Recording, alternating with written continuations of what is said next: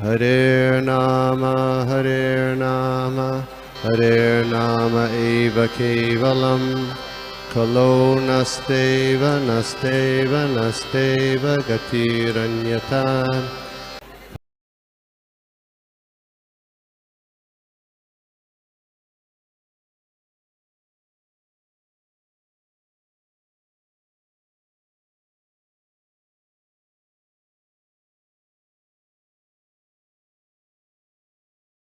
Dandavat pranam. Yeah. Hare Krishna. Thank you so much, Amriti Vilasini Devidasi Mataji. Hare Krishna. We will start with the prayers. Hare Krishna. Om Namo Bhagavate Vasudevaya. Om Namo Bhagavate Vasudevaya. Om Namo Bhagavate Vasudevaya. Narayanam Namaskrityam Naram Chaiva Narottamam. Devim Saraswatim Vyasam Tato Jayam Mudirayed. Nashtaprayeshu Abhadreshu Nityam Bhagavata Sevaya. Bhagwati उत्तम श्लोके भक्तिर्भवति नैष्ठुकी नमो विष्णुपादाय कृष्णप्रेष्ठाय भूतले श्रीमते भक्ति वेदांत स्वामिनिति नामिने नमस्ते सारस्वती देवी गौरवाणी प्रचारिणे निर्विशेष शून्यवादी पाश्चात्य देशतारिणे जय श्री कृष्ण चैतन्य प्रभु नित्यानंद श्री अद्वैत गदाधर श्रीवासादि गौर भक्त वृंद हरे कृष्णा कृष्ण कृष्णा हरे हरे हरे राम राम राम हरे हरे। हरे कृष्ण महामंत्र की जय। एकत्रित सभी भक्त वृंद की जय। Hare Krishna. So we will start. आज हम देख रहे तीसरे स्कंद का 16वां अध्याय, श्लोक क्रमांक 27 और 28। और इस अध्याय का जो शीर्षक है, वैकुंठ के दो द्वारपाल जय विजय को मुनियों के द्वारा श्राप। हरे कृष्णा।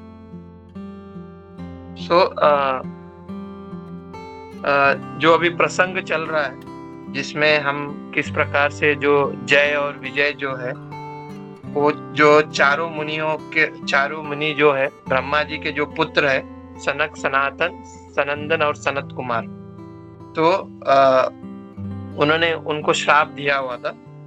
और जैसे श्राप देने के जस्ट बाद वहां पे भगवान वहां पे उपस्थित वहां पे आ जाते हैं और भगवान ने वहां पे बातचीत की। और हमने देखा कि अब तक की कैसे उन्होंने ब्राह्मणों की स्थिति और जो वैष्णव है उनकी शुद्ध स्थिति को भी उन्होंने भगवान ने बताया। फिर उसके बाद जो चार कुमार थे उन्होंने भगवान से उन्होंने क्षमा मांगी, क्योंकि उनको अपनी गलती का रियलाइज हुआ वहां पे, जब उन्होंने जो श्राप दिया हुआ था जय और विजय को, तो उनका गलती का उनको रियलाइज हुआ। तो अंत में वो भगवान से बोलते हैं कि जो भी श्राप उन्होंने दिया हुआ है, तो या तो वो जो श्राप उन्होंने दिया हुआ है उसको, या व्रत मतलब ऐसे उनको जाने दीजिए करके भगवान से बोलते हैं। या तो बोलते कि ये जो श्राप है वो हमें लगने दीजिए, या तो आप जैसा, मतलब आपकी जैसी इच्छा हो उस तरह से आप इस डिसाइड करिए करके वो भगवान से बोलते हैं। ये जो चार कुमार थे वो भगवान से बोलते हैं। फिर जब भगवान, उसका उत्तर में भगवान जो चारों मुनियों उनको सांत्वना देते हैं और बोलते हैं कि आप चिंतित ना हो, क्योंकि ये जो श्राप आपने दिया हुआ ये मेरी इच्छा से ही हुआ है करके भगवान उन चारों कुमारों को बताते हैं। तो इस ग्रेस कमलोचन प्रभु इस श्लोक के माध्यम से बताते हैं कि भगवान की इच्छा क्या थी। तो हमने जब ये प्रसंग चल रहा था तो उसमें हमने देखा कि तो भगवान की इच्छा का कारण क्या है वो बताते हैं। तो एक इच्छा जो है वो हम आगे के श्लोकों में देखेंगे कि क्यों मतलब उनको ये श्राप मिला, ये जय विजय को, और क्यों भगवान की इच्छा हुई कि ये सब भगवान की इच्छा करते करके क्यों हुआ करके एक कारण हम आगे देखते हैं। एक कारण हमने पहले भी देखा हुआ कि जो भगवान जो है वो षड ऐश्वर्य से पूर्ण है। तो उस षड ऐश्वर्य में एक ऐश्वर्य है भगवान का बल। तो वो भगवान ये चाहते थे कि उनका वो जो बल है वो किसी को दिखाना चाहते थे। मतलब वो मतलब उनके अंदर ऐसी आई कि वो मतलब वो किसी से युद्ध करना चाह रहे थे। जैसे कि भगवान का एक ऐश्वर्य है, वो बहुत सुंदर, मतलब बहुत सुंदर दिखते हैं, तो वो ही कैन शो, वो अपने सुंदरता को दिखा सकते हैं, और अपने जो ऐश्वर्य है वो भी वो अपने वो भी दिखा सकते हैं। तो बल वो किसी को दिखाना है तो उनके सामने किसी कोई ना कोई प्रतिद्वंदी आना होगा, तब जाके वो अपने बल को दिखा सकते हैं। तो हिज ग्रेस कमलोचन प्रभु जी ये बताते हैं कि ये जो बल जो भगवान की इच्छा हुई कि उन्हें किसी के साथ युद्ध करना है करके, तो ऐसे कोई एरे गेरे को तो कोई उनके सामने तो खड़ा भी नहीं होगा भगवान के सामने।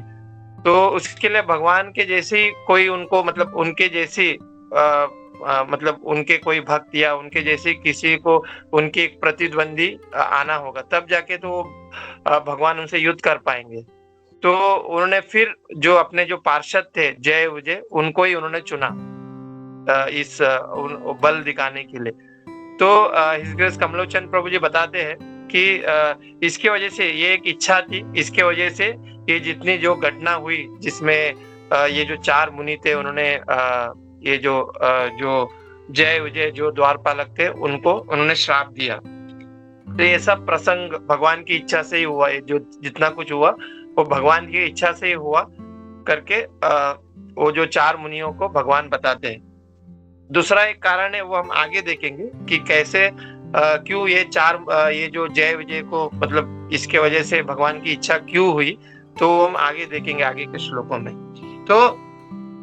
तो यही इसी कारण के वजह से भगवान ने कहा कि अभी थोड़ा आप जाके जय विजय को बोलते हैं कि अभी थोड़ा आप जाके घूम के आ जाइए।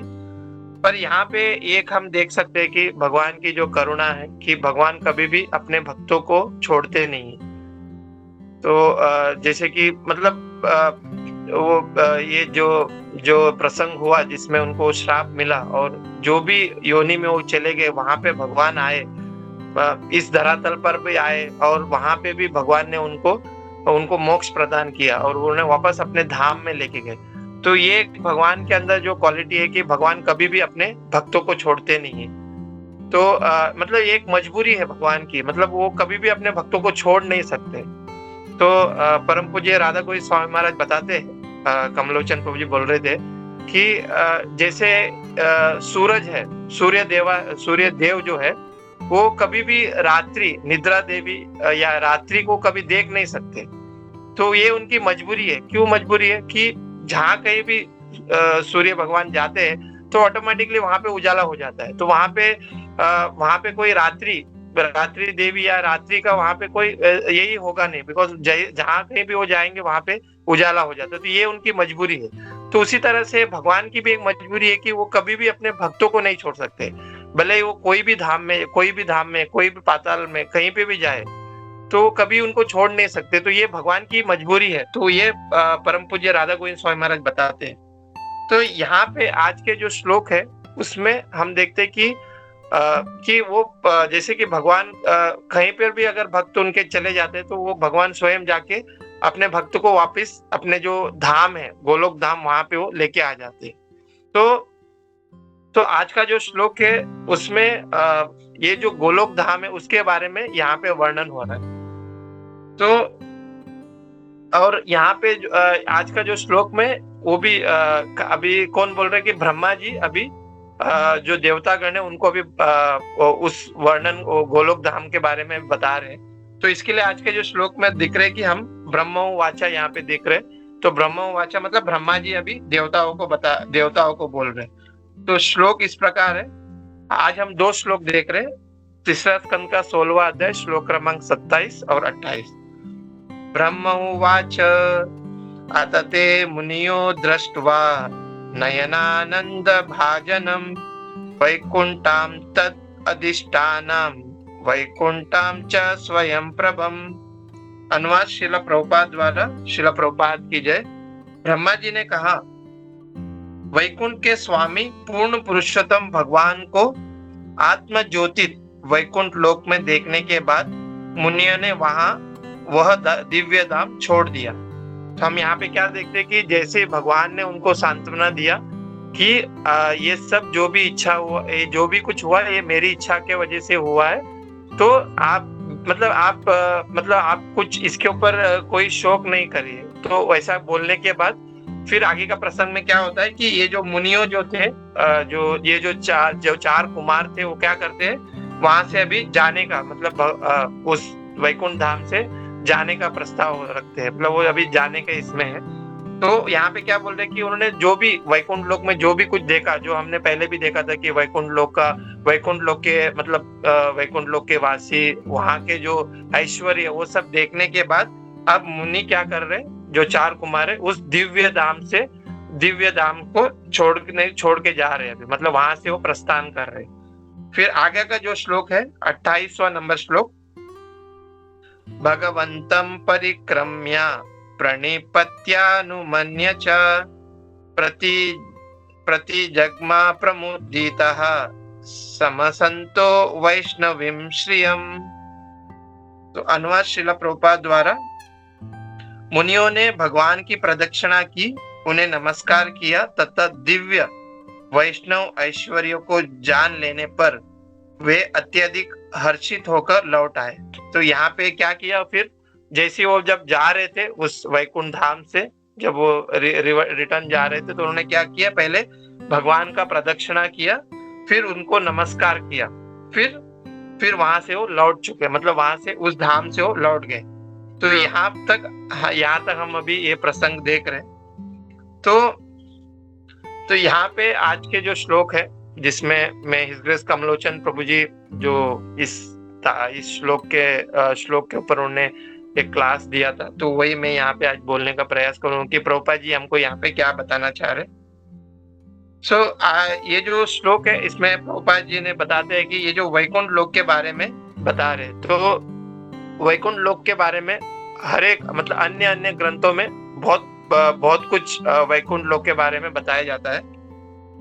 जैसे कि स्पेशली ये जो भागवत पुराण हो गए और फिर पद्म पुराण हो गए, इत्यादि में वैकुंठ लोक का वर्णन हुआ है। और इवन जो वेद है उसमें भी वैकुंठ लोक के बारे में बताते हैं, बट प्रभु जी बताते हैं कि उस वेदों में क्या है, इनडायरेक्टली अप्रत्यक्ष रूप से ये जो वैकुंठ लोक के बारे में वेदों में भी हम इसको मतलब वेदों में भी हम इसको जान सकते कि वैकुंठ लोक के बारे में।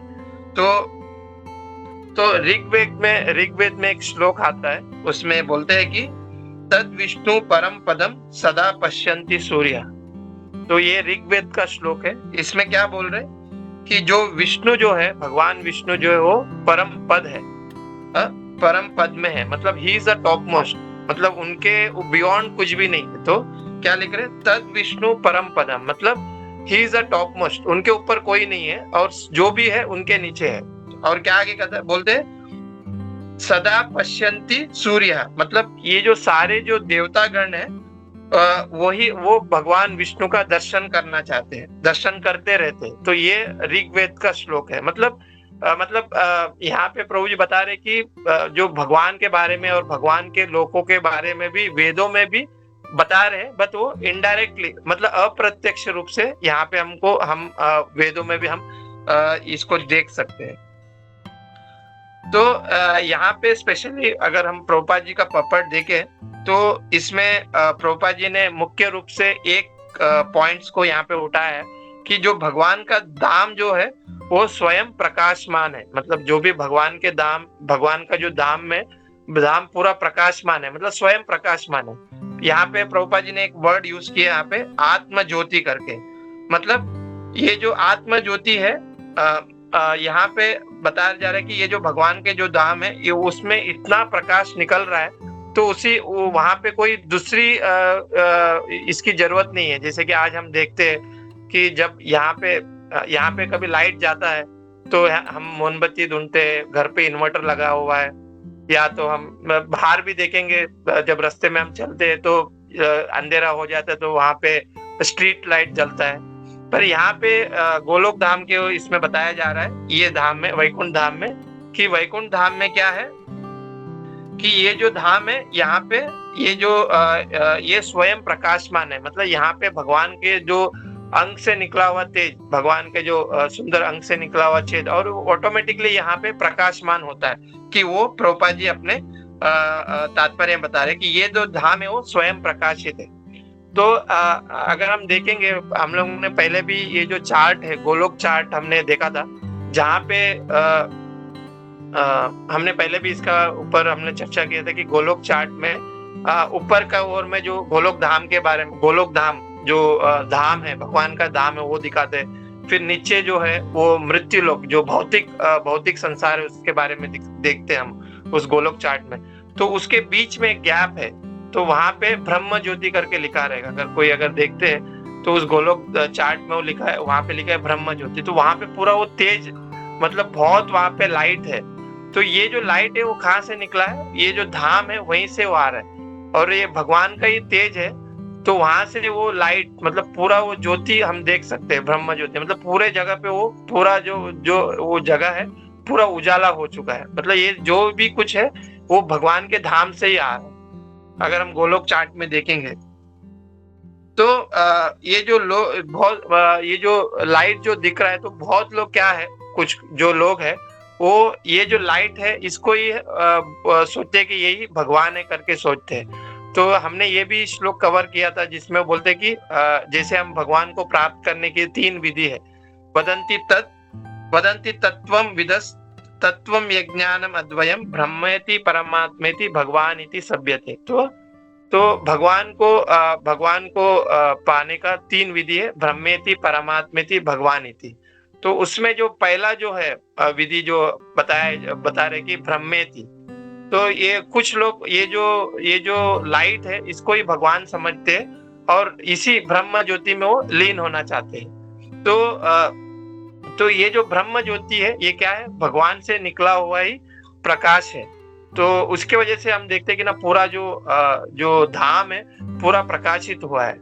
तो वही यहाँ पे प्रभुपाद जी बता रहे हैं कि ये जो धाम क्या है, ये स्वयं प्रकाश है। इसको कोई बाहर दूसरे कोई चीजों की जरूरत नहीं है, लाइट्स की या दूसरे कोई मतलब दूसरा कोई चीज की जरूरत नहीं है यहाँ पे प्रकाश होने के लिए। ये स्वयं प्रकाशित है।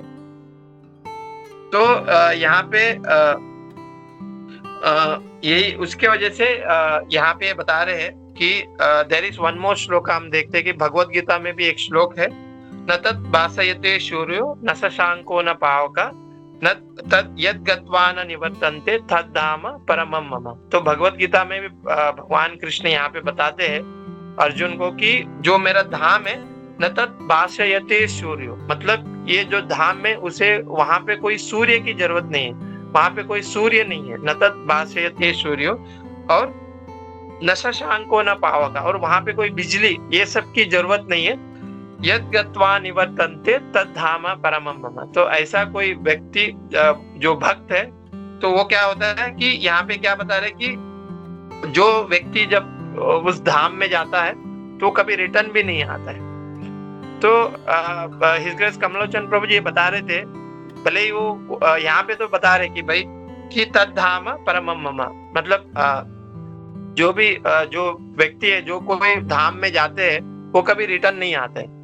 पर यहाँ पे बोल रहे थे कि प्रभु जी कि हम यहाँ पे देखते कि भाई अभी जो आज का जो श्लोक है जिसमें सनत कुमार जो थे, जो चारों मुनि, तो वो तो रिटर्न जा रहे हैं। तो ऐसे कैसे पॉसिबल है कि भगवान तो बोल रहे कि जो मेरे धाम में आएंगे वो कभी रिटर्न नहीं जाएंगे। इवन जय विजय को भी हम देखते कि जब उनको जो श्राप मिला उसके बाद तो वो उसके बाद तो उनको ये जो 3 योनि गुजरना पड़ा, उनको इस भूतल में भी आना पड़ा उनको। तो ऐसे कैसे संभव है? तो हिज ग्रेस कमलोचन प्रभु जी ये बताते हैं कि एक तो ये एंगल है कि ये जो 4 कुमार थे वो पहले से सोच के रखे थे कि भाई हमको क्या करना था कि हमें भगवान के धाम में जाके भगवान का दर्शन करके हमको रिटर्न आना है। तो ये तो पहले ही उनकी सोच थी कि भाई हमको सिर्फ भगवान के दर्शन करने के लिए जाना था। तो वैसे ही टहल के वो भगवान के धाम पहुंचे और वहां पे उन्होंने भगवान का दर्शन किया और वो रिटर्न आ गए। और ये जो 4 कुमार भी जो थे, जो धाम में थे, वो वापस आ गए, इस धरातल पर वापस आए। तो ये तो भगवान की इच्छा थी, इसके वजह से ही उनको उस धाम से उनको रिटर्न आना पड़ा। तो प्रभु जी बता रहे थे कि फिर भी ऐसे कोई व्यक्ति रसो हम अपसु कौनते हैं, मतलब ये जो भगवान के जो धाम में जाने का जो रस है, तो अगर कोई अगर भगवान के धाम में चले जाते हैं तो उनको फिर से इस भौतिक संसार में आने की इच्छा नहीं होती है। तो प्रभु जी एक एग्जाम्पल दे रहे थे, एक एग्जाम्पल देते कि अगर कोई कैदी अगर जेल में हो और उन्होंने बहुत उस जेल में कष्ट सहा है वो कैदी, और उसको फिर बेल मिल गया कि भाई अभी इस तुम्हारे ये जो सजा से तुम मुक्त हो गए और अभी आप इस जेल से जा सकते हैं, तो वो जो कैदी है उसको फिर से वो जेल में जाने की इच्छा नहीं होगी। तो उसी तरह से प्रभु जी बता रहे थे कि अगर कोई व्यक्ति, अगर कोई शुद्ध भक्त एक बार वो धाम पहुंच जाता है तो वो कभी इस भौतिक संसार में आने का वो कभी भी उनको इच्छा नहीं लगे कि भाई मैं फिर से इस भौतिक संसार में आऊं और यहाँ पे मैं कष्ट सहूं, तो उनको कभी वो इच्छा नहीं होगा। तो वो प्रभु जी यहाँ पे बता रहे थे। फिर एक प्रभुपाद जी अपने तात्पर्य में एक पॉइंट बताते हैं कि ये जो सारा लोक जो है ये स्वयं प्रकाशित है। ये हमने देखा कि स्वयं भगवान के अंग से, भगवान का जो सुंदर अंग है उससे ही वो प्रकाश निकल रहा है। फिर प्रभु जी ये बता रहे कि प्रभुपाद ये बताते कि ये जो लोक है ये क्या आत्मनिर्भर है और स्वतंत्रित है।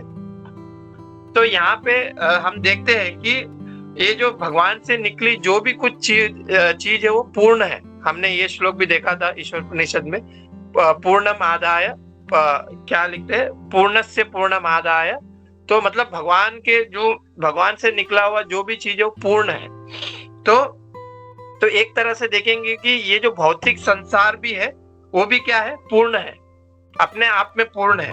और हम जो जीव जो है हम भी पूर्ण है। पर कब हम पूर्ण होंगे, जब हम भगवान की भक्ति करेंगे, भगवान के भक्त बनेंगे, तब जाके ये जो जीव जो पूर्ण बनेंगे। उसी तरह भगवान तो पूर्ण ही है ही, तो उसी तरह से भगवान का जो धाम है वो भी पूर्ण है। तो यहाँ पे बोलते कि प्रभु जी बता रहे थे कि वहां पे कभी भी काल का प्रभाव नहीं होता है। जैसे कि हम ये जो भौतिक संसार में काल का प्रभाव होता है, जैसे कि हम देखते हैं कि हर एक काल के वजह से, हम काल के प्रभाव के वजह से हम गर्मी को देखते हैं, सर्दी आ रही है, फिर ठंड आती है। अभी समय हुआ है 8:53 हुआ है, थोड़े समय के बाद फिर वो टाइम चेंज होगा। तो ये यहाँ पे जो है इस भौतिक संसार में काल का प्रभाव होता है। पर धाम जो है, भगवान का जो धाम है उसमें काल का प्रभाव नहीं है। वहां पे भगवान के अनुसार काल चलता है कि भगवान को लगे कि भाई अभी सर्दी होना है तो वहां पे फिर सर्दी आ जाता है। भगवान को अगर लगे कि भाई अभी ठंडी आना है तो फिर वहां पे ठंडी का मौसम, बारिश का मौसम, तो भगवान के अनुसार ही वो काल चलता है भगवान के धाम में।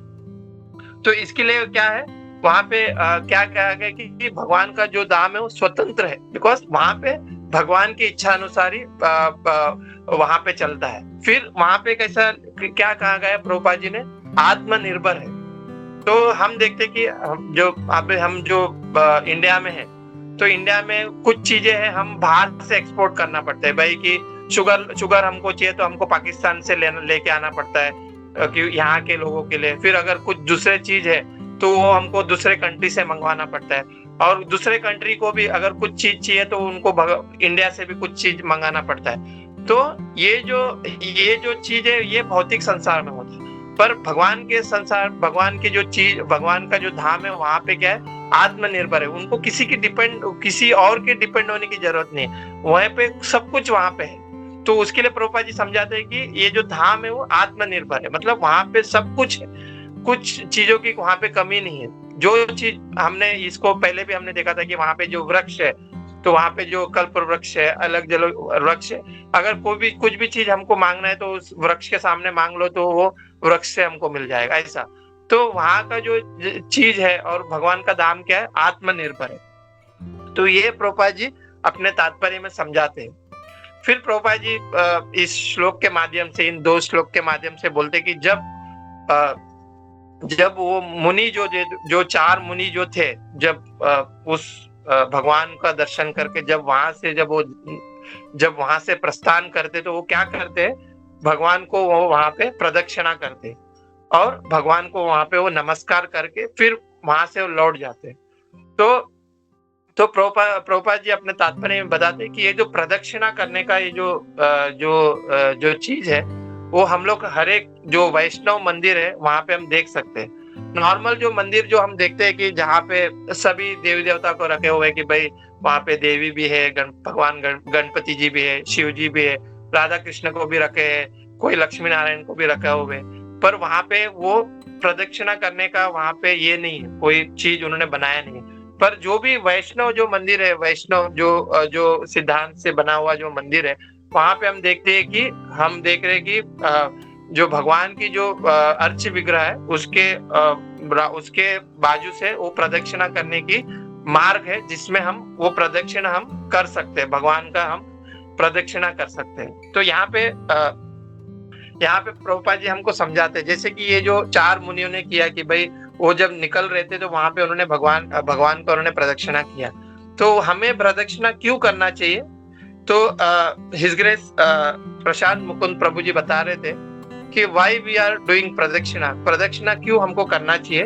बिकॉज जब हम प्रदक्षिणा करते हैं तो प्रदक्षिणा करने का मतलब है कि हम जब प्रदक्षिणा करते हैं तो भगवान को बीच में रख के हम प्रदक्षिणा करते हैं। तो इसका मतलब है कि हम भगवान को सेंटर पॉइंट रख के हम अपने भगवान को, हमारे लाइफ में भी हम भगवान को सेंटर पॉइंट रखते हैं और हम भगवान की प्रदक्षिणा करते हैं। बिकॉज हम भक्तों के मन में ये होता है कि भगवान ही उनके केंद्र बिंदु है। इसके वजह से प्रदक्षिणा करने का ये है कि भाई हमको भगवान को ही, हमको अपने लाइफ में भगवान को केंद्र बिंदु रखना है कि ही इज एवरीथिंग, भगवान ही सब कुछ है और हमें इसके हिसाब से हमारा जो लाइफ है उसको चलना है। So that is a one meaning of प्रदक्षिणा, कि हमको प्रदक्षिणा क्यों करना चाहिए। तो आज हम देखते हैं कि हर एक जो वैष्णव मंदिर है, हम स्पेशली इस्कॉन मंदिर में देखते हैं कि जब कभी भी हम देखते हैं कि जब कभी मंदिर में जाते हैं तो वहां पे प्रदक्षिणा करने का मार्ग है जहाँ पे हम भगवान को प्रदक्षिणा कर सकते हैं। तो ये एक चीज है। दूसरा चीज ये है कि जब कभी भी हम प्रदक्षिणा करते हैं तो भगवान के सामने, बिकॉज हमारा जो केंद्र बिंदु वो भगवान कृष्ण है, तो इसके लिए हम भगवान की प्रदक्षिणा कर रहे हैं। तो भगवान के सामने हमें दूसरे किसी का भी हमको प्रदक्षिणा नहीं करना चाहिए, बिकॉज ये एक अपराध है। बिकॉज हमारा सेंटर पॉइंट है भगवान कृष्ण, तो भगवान कृष्ण को छोड़ के हमें उनके सामने किसी और की हमको प्रदक्षिणा नहीं करना चाहिए। तो इसके लिए हम देखते हैं कि स्पेशली हम इस्कॉन मंदिर में देखते हैं, जब तुलसी महारानी का जब पूजा होती है, तुलसी महारानी का आरती होता है, तो इस्कॉन का मंदिर का जो पट है वो बंद रहता है। बिकॉज जब हम तुलसी महारानी का जब हम प्रदक्षिणा करते हैं तो हम भगवान को पट बंद रखते हैं। तो इसका मतलब ये है कि भगवान के सामने हमें दूसरी, इवन तुलसी महारानी का भी हमको प्रदक्षिणा नहीं करना चाहिए जब भगवान का पट ओपन रहता है। तो हम स्पेशली इस्कॉन मंदिर के हर एक इस्कॉन मंदिर में देखते हैं कि जब कभी भी तुलसी महारानी का जब आरती चलता है तो जो मेन जो पट है, जो मेन जो है वो बंद रहता है। तो ये कारण हो गया। फिर तीसरा कारण हिज ग्रेस प्रशांत मुकुंद प्रभु जी ये बताते हैं कि क्यों हमें भगवान की प्रदक्षिणा करना चाहिए। क्योंकि जब भगवान के जब परिक्रमा करते हैं तो क्यों हमको परिक्रमा करना चाहिए? बिकॉज हम जो जीव है, जो बद्ध जीव जो है, वो दैवी जो प्रकृति माध्यम से हम 3 रस्सियों में बंधे हुए। तो 3 रस्सी क्या है? एक तो सतोगुण की रस्सी, दूसरा है रजोगुण की रस्सी और तीसरा है तमोगुण की रस्सी। तो ये जो सतोगुण की जो रस्सी है इसको बोलते हैं सोने का रस्सी। तो प्रभु जी बोल रहे थे कि ऑल्दो ये जो रस्सी है सोने का रस्सी है, पर रस्सी तो रस्सी है भाई। अगर ये तो रस्सी है, भले वो सोने का रस्सी हो। तो ये जो सतोगुण की जो रस्सी है वो सोने का रस्सी है। तो सोने का रस्सी मतलब ये जो सतोगुण की जो रस्सी है वो ज्ञान का जो अहंकार है, इससे हम बंधे हुए हैं। मतलब कोई व्यक्ति जो है बहुत ज्ञानी है और ज्ञान के वजह से उनके अंदर इतना अहंकार आ जाता है कि वो सबको दिखाना चाहता है कि मैं कितना ज्ञानी हूँ। तो ये क्या है? सतोगुण की रस्सी है। फिर जो रजोगुण की जो रस्सी है वो क्या है? सोने की रस्सी है। नहीं, सतोगुण की जो रस्सी है वो सोने की रस्सी है और रजोगुण की जो रस्सी है वो चांदी की रस्सी है, बट डेफिनेटली वो भी एक रस्सी है। तो रजोगुण का जो रस्सी है वो क्या है? मतलब हम इस धरातल पर हम किसी और को दिखाना चाहते हैं कि हम भी कुछ है, हमने भी कुछ बनाया हुआ है। तो ये जो अहंकार है, ये जो चीज है हमारे अंदर है, तो हम इससे जकड़े हुए। और थर्ड जो है तमोगुण की रस्सी। तो तमोगुण की जो रस्सी है वो लोहे से बनी हुई रस्सी है। तो तमोगुण की जो रस्सी मतलब हम इतने कुछ अपराध कर रहे हैं, हम नियमों का पालन नहीं कर रहे हैं, मांस मदिरा ये सब हमारे अंदर ये जो इच्छा है, तो ये जो रस्सी से भी हम जकड़े हुए हैं कुछ व्यक्ति। तो बोलते हैं कि प्रभु जी बता रहे थे कि जब हम प्रदक्षिणा करते हैं, भगवान का जब परिक्रमा करते हैं, तो ये जो तीन जो रस्सी से हम बंधे हुए हैं, इससे हम मुक्त हो सकते हैं। तो दैट इज वन चीज हम देखते हैं कि ये जो एक कारण है कि क्यों हमें भगवान की परिक्रमा करना चाहिए, बिकॉज ये तीसरा कारण है जो हिज ग्रेस प्रशांत मुकुंद प्रभु जी बता रहे थे कि ये तीन रस्सियों से हम जकड़े हुए, इससे अगर हमको मुक्त होना चाहते हैं तो हमें भगवान की परिक्रमा करना चाहिए करके। तो ये जो भगवान की प्रदक्षिणा करना या परिक्रमा करने का यहाँ पे बताया गया। दूसरा है कि भगवान को क्या करते हैं, जब जाते हैं तो भगवान का नमस्कार करते हैं। तो नमस्कार करने की क्या महत्व है, तो हम देखते हैं कि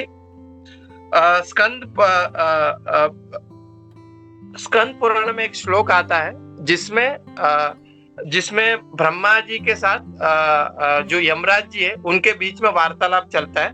तो वहां पे एक श्लोक आता है और श्लोक इस प्रकार है उस स्कंद पुराण में, बोलते कि एको अपि गोविंद कृत प्रणाम शतश्रमेय द्वा व्रतेन तुल्य यज्ञस्य कर्ता पुनरोहित जन्मे हरे प्रणामो नो पूर्त ब्रवाय। तो इस श्लोक में क्या बताते कि एको अपि गोविंद कृत प्रणाम, मतलब जो कोई भक्त, जो कोई लोग भगवान कृष्ण का एक बार भी भगवान कृष्ण का दंडवत प्रणाम करते हैं, जैसे कि जो पुरुष है उनके लिए क्या है, पुरुष के लिए वो प्रणाम कैसा, दंडवत, मतलब पूरा दंड के जैसा हमको प्रणाम करना चाहिए। और दूसरा है जो माताजी जो है उनके लिए क्या है, पंचांग प्रणाम, मतलब हाफ प्रणाम करना है। तो कोई भी जो जीव है, कोई भी जो मनुष्य जब ऐसा एक बार भी भगवान कृष्ण का बिकॉज यहाँ पे क्या लिखा है, गोविंद कृत, मतलब भगवान गोविंद का जो एक बार भी प्रणाम करते हैं तो उनको क्या फल मिलता है, क्या शतश्रमे द्वा मृतन तुल्य, मतलब जो शतश्रमे मतलब 100 अश्वमेध यज्ञ करने का जो पुण्य है। हमने देखा था कि हमने इसको पहले भी कवर किया था कि अगर जैसे हर एक बहुत सारे जो राजाओं ने अश्वमेध यज्ञ किया, तो ऐसा 100 अश्वमेध यज्ञ करने का जो पुण्य है उनको प्राप्त होता है। तो ये कारण है क्यों हमको भगवान को नमस्कार करना चाहिए। फिर इसके नीचे दूसरे लाइन में क्या बोलते हैं कि यज्ञस्य कर्ता पुनरोहितो जन्म हरे प्रणामो नो पूर्त ब्रवाया, मतलब यहाँ पे बता रहे कि अगर एक बार भी भगवान को प्रणाम करते हैं तो उनको इस धरातल पर पुनर्जन्म लेने की जरूरत नहीं है, वो मतलब कभी फिर से पुनर्जन्म नहीं लेंगे। तो ये दो चीजें यहाँ पे बता रहे कि एक तो हम प्रदक्षिणा करना और दूसरा है भगवान को नमस्कार करना। तो हम ये बोल सकते कि भाई ऐसे तो बहुत लोग जाके भगवान का मंदिर में जाके प्रदक्षिणा कर रहे हैं, फिर बहुत लोग नमस्कार करते हैं, तो फिर मतलब सबको ये गति प्राप्त होती है क्या। तो इसके लिए हरि भक्त विलास में इसके बारे में बता रहे हैं कि जो कोई ये जो प्रदक्षिणा कर रहे हैं और जो कोई भगवान का नमस्कार कर रहे हैं, या कि यहाँ पे ये बताया जा रहा है कि भाई इनको ये फल प्राप्त हो रहा है, पर हमें उसको किस भाव से करना है, वो हरिभक्त विलास में बताते हैं कि हरिभक्ति विलास में बता रहे हैं कि जो कोई हम करते हैं ये हमें भक्ति भाव से करना है। कि अगर हम पूरी तरह सरेंडर होते हैं कि प्रभु जी एक ऐसा एग्जाम्पल दे रहे कि भाई प्रदक्षिणा चल रहा है और मन में हाथ में मोबाइल है, मोबाइल में कुछ बातें चल रहे हैं और उनका मन दूसरे कहीं पे है, तो प्रभु जी बता रहे थे कि अगर हम पूरी तरह से भक्ति भाव से, जैसे कि भगवान भगवत गीता में बोलते दोस हु सरेंडर अनटू मी, मगर जो कोई भक्त मेरे शरण में आते, जो मुझे मानते हैं और मुझे मतलब मेरे शरण में आते हैं, तो अगर हम भक्ति भाव से भगवान को सरेंडर करके पूरी तरह से जब हम भगवान की प्रदक्षिणा, हमको ऐसा भगवान की प्रदक्षिणा करना होगा और भगवान को इस तरह से हम जब नमस्कार करते हैं पूरे सरेंडर से, तब जाके हमको इसका लाभ प्राप्त होता है।